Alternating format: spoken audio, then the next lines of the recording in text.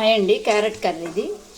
క్యారెట్ని శుభ్రంగా కడిగి ముక్కలు కట్ చేసుకొని కొల్లిపాయ 2 పచ్చిమిర్చి కట్ చేసి నూనె కాగనిచ్చి ఆయిల్ బాయిల్ అయ్యాక ఆయిల్లో వేసేసి వేయించితే కొంచెం మగ్గిన తర్వాత కారం, కొంచెం చిన్నిపాయ, జీలకర్ర, శనగపప్పు అన్నీ వేసి పొడి చేసిన కారం వేస్తే చాలా టేస్టీగా ఉంటుంది.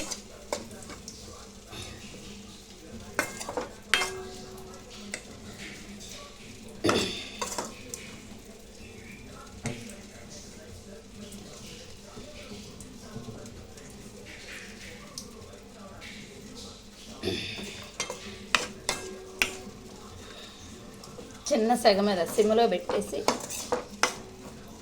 ఫ్రై చేయాలన్నమాట.